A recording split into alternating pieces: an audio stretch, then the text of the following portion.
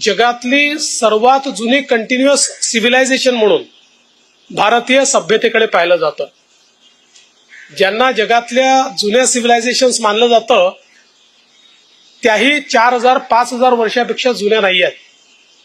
पण आज आमच्याकडे मोंजदाडो हरप्पा असेल किंवा राखीगडी असेल किंवा बिरान्ना असेल, या ठिकाणी संपूर्ण विकसित अवस्थेतल्या ज्या सभ्यतांचे अवशेष सापडले, ज्याला आपण सिंधू सभ्यता म्हणतो, हे किमान 10,000 वर्षापूर्वीचे आहेत.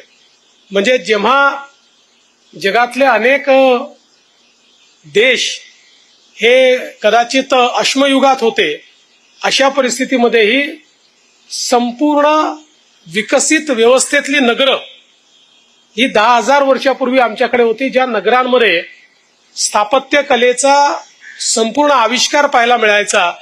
ज्या ठिकाणी उत्तम इमारती होत्या, बहुमजली इमारती होत्या, ज्या ठिकाणी ड्रेनेजेसची व्यवस्था होती, ज्या ठिकाणी सर्व प्रकारचे बाजार होते.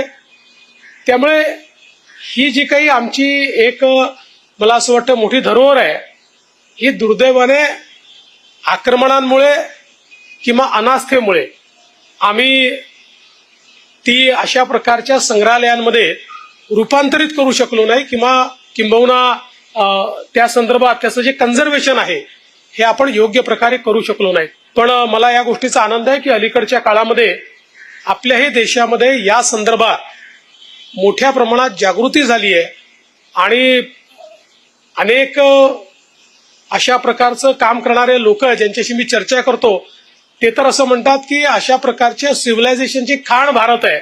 भारतामध्ये तुम्ही जिथे उत्खनन कराल त्या ठिकाणी तुम्हाला सिव्हिलायझेशन सापडेल. अशा प्रकारच्या परिस्थितीमध्ये मला असं वाटतं की अशा प्रकारची संग्रहालय ही अत्यंत महत्वाची आहे.